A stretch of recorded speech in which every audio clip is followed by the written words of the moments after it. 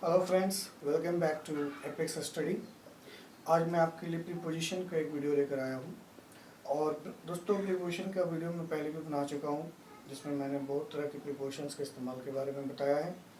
लेकिन आज जो मैं बताने जा रहा हूँ वो प्रीपोजिशन के क्वेश्चन पैटर्न के बारे में।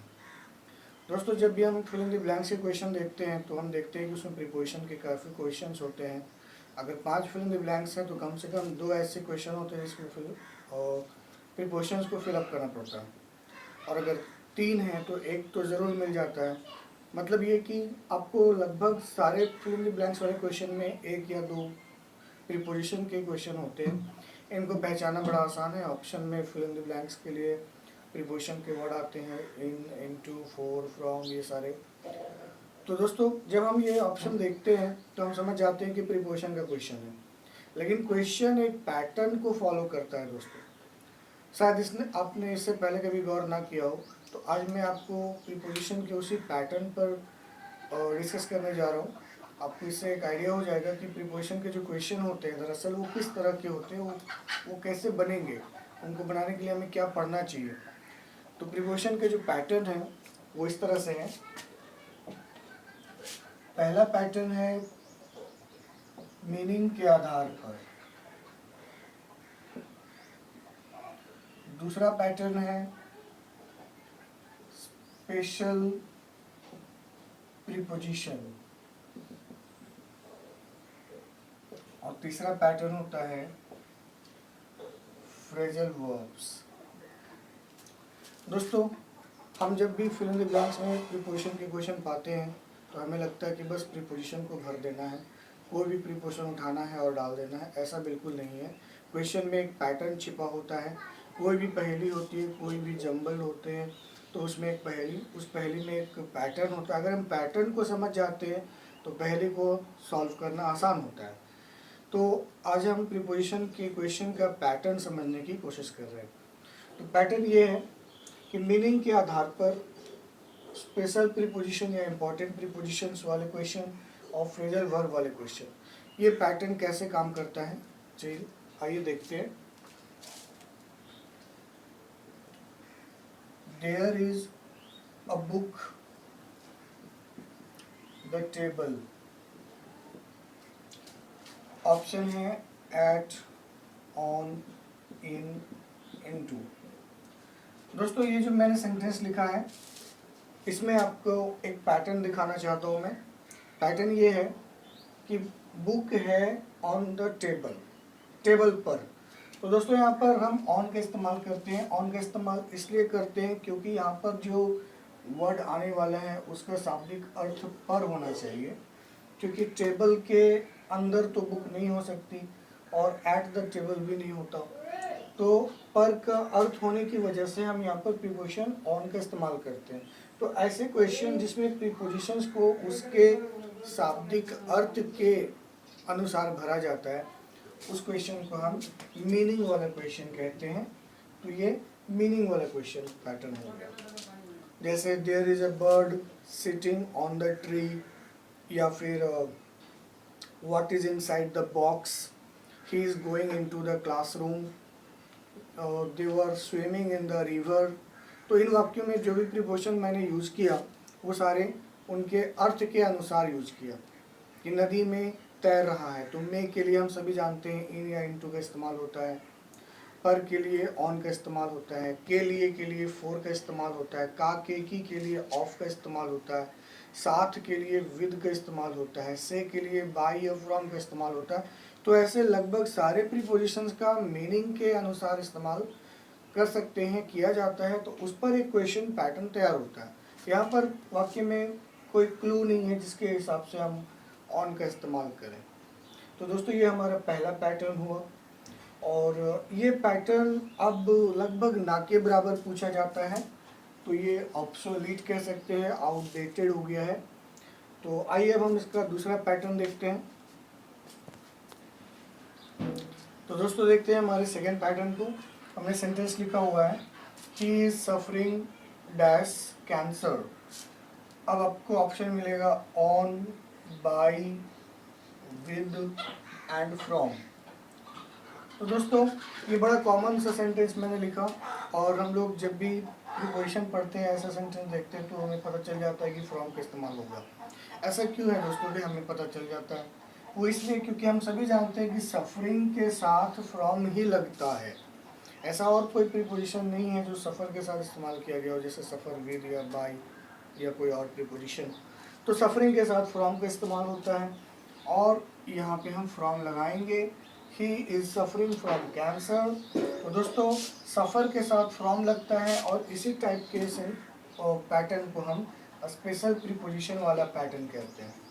सफ़र जैसे दोस्तों सैकड़ों शब्द हैं जो अपने साथ प्रीपोजिशन का इस्तेमाल करते हैं, जैसे एंग्री, एंग्री के साथ एट और विद लगता है, इंजिस्ट के साथ ऑन लगता है, या फिर और भी वर्ड हम बात करें, प्रिवेंट के साथ फ्रॉम लगता है, अब्सेंट के साथ फ्रॉम लगता है, प्रोहिबिट के साथ फ्रॉम लगता है, डील के साथ इन और डील विद भी लगता है। तो दोस्तों ऐसे कई प्रीपोजिशंस हैं जिसको आपको याद कर लेना चाहिए। अव्वल तो आपको ये याद कर लेना चाहिए कि कौन से प्रीपोजिशन का क्या मतलब है। इस पर मैंने कई वीडियोस बनाए, आपको पहले भी आपने पढ़े होंगे। दूसरा, आपको ऐसे स्पेशल प्रीपोजिशन को याद कर लेना चाहिए जो स्पेशल वर्ड्स के साथ आते हैं। तो ऐसे वर्ड आपको किताबों में, ग्रामर बुक्स में मिल जाएंगे, और मैं भी इनके लिए कई वीडियोस बनाऊंगा ताकि आपको स्पेशल वर्ड के साथ यूज होने वाले प्रीपोजिशन के बारे में पता चल जाए। तो दोस्तों ये पैटर्न बड़ा ही फेमस है।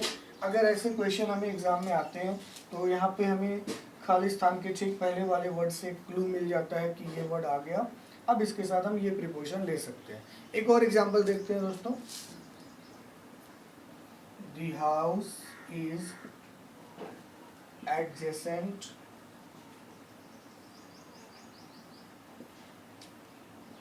रिवर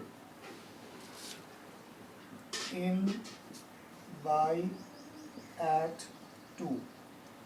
तो दोस्तों अगर आप इस क्वेश्चन को देखें और प्रीपोजिशन भरने का सोचें, और अगर आपको स्पेशल प्रीपोजिशन के बारे में कोई आइडिया नहीं, आपने पहले कभी ऐसा कुछ पढ़ा नहीं है, तो आप जरूर प्रीपोजिशन में ही आंसर ढूंढने की कोशिश करेंगे। शायद आप प्रीपोजिशन से पूछे कि बोलो भाई इन तुम वहाँ होगे कि नहीं, या फिर बाय से पूछोगे कि तुम वहाँ होगे कि नहीं, तो कोई प्रीपोजिशन नहीं बता सकता है कि मैं वहाँ पे जाने वाला हूँ, बल्कि उस सेंटेंस में जो एक रूट क्लू आया हुआ है वो क्लू, वो स्पेशल वर्ड ही बता सकता है कि उसके साथ क्या प्रीपोजिशन लगता है।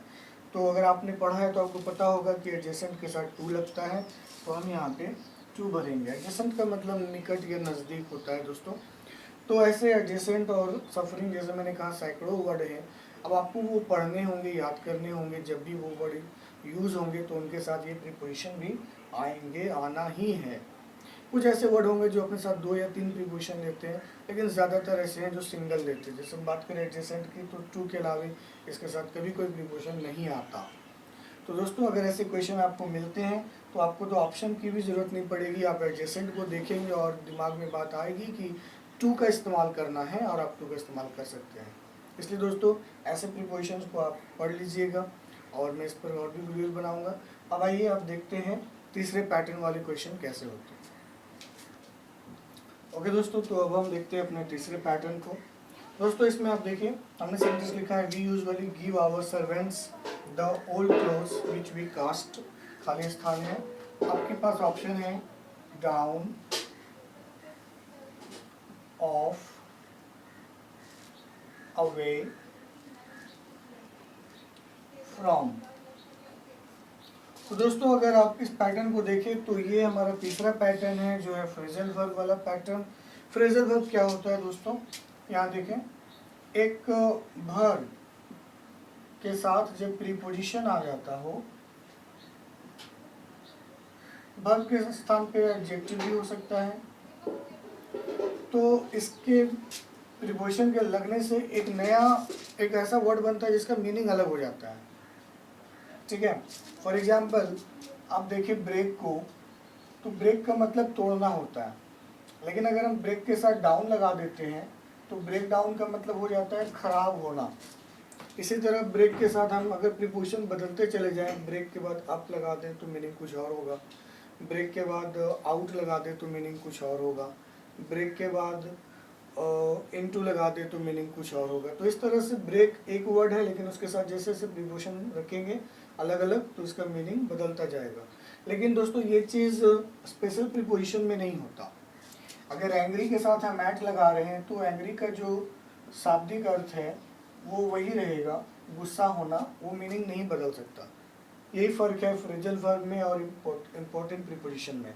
फ्रेजल वर्ब में प्रीपोजिशन लगने से वर्ड का मीनिंग बदल जाता है, लेकिन इम्पोर्टेंट प्रीपोजिशन में वर्ड का मीनिंग कभी नहीं बदलता। तो दोस्तों आपको ऐसे वर्ड को याद कर लेना चाहिए जिनके साथ प्रीपोजिशन लगते हैं और उसका मीनिंग बदल जाता है। ऐसे हम बहुत सारे फ्रेजेस का इस्तेमाल करते हैं, उन्हीं में से कास्ट के साथ प्रीपोजिशन लगाना है दोस्तों। तो यहाँ कास्ट के साथ अवे लगेगा, कास्ट अवे। वैसे कास्ट के साथ डाउन भी होता है और कास्ट के साथ और भी प्रीपोजिशंस आते हैं, आप देख सकते हैं। लेकिन फिलहाल यहाँ पर जो मीनिंग कह रहा है कि हम लोग प्रायः अपने पुराने कपड़े नौकरों को दे देते हैं जो हम फेंक देते हैं। दोस्तों कास्ट अवे का मतलब होता है यूजलेस या वर्थलेस चीज़ों को त्याग देना, फेंक देना। तो इसलिए यहाँ पे कास्ट के साथ हमने अवे का इस्तेमाल किया। कास्ट के साथ डाउन भी लगता है लेकिन वो अलग अर्थ में इस्तेमाल होता है। तो दोस्तों आपको ये समझ में आ गया होगा कि क्वेश्चन जो होते हैं प्रीपोजिशन के वो प्रायः 3 पैटर्न में से किसी एक पर हो सकते हैं। या तो मीनिंग के आधार पर, जिसके लिए आपको प्रीपोजिशंस को पढ़कर उनके मीनिंग के आधार पर उनका इस्तेमाल सीखना होगा, कहाँ होता है, कैसे होता है। दूसरा स्पेशल प्रीपोजिशन, यानी कौन से वर्ड अपने साथ क्या प्रीपोजिशन लेता है और प्रीपोजिशन लेने के बावजूद उस वर्ड का अपना मीनिंग कभी नहीं खत्म होता। और तीसरा फ्रेजल वर्ब, जिसमें प्रीपोजिशन लगने के बाद वर्ड का मीनिंग विलुप्त हो जाता है और एक नया मीनिंग क्रिएट हो जाता है। तो दोस्तों आई होप कि आपको ये सारी चीज़ें समझ में आ गई होंगी। आप इनको किसी बुक से पढ़ सकते हैं, ये सारा मटेरियल आपको बुक में मिल जाएगा। In any grammar book you can find all the things. तो दोस्तों अगर आपको मेरा ये वीडियो अच्छा लगा हो तो इसे लाइक करें, सब्सक्राइब करें। आपकी वीडियो के नीचे जो लाल बटन है उसको क्लिक करें तो वो सब्सक्राइब हो जाएगा और सब्सक्रिप्शन के बाद एक बेल आइकन आएगी, उसको भी आप क्लिक कर दें। इससे क्या होगा कि जब भी मेरा कोई नया वीडियो अपलोड होगा तो आपको नोटिफिकेशन मिल जाएगा। तो दोस्तों आपके सपोर्ट के लिए आपका बहुत बहुत धन्यवाद। फिर मिलते हैं अपने अगले वीडियोज़ में। Thank you.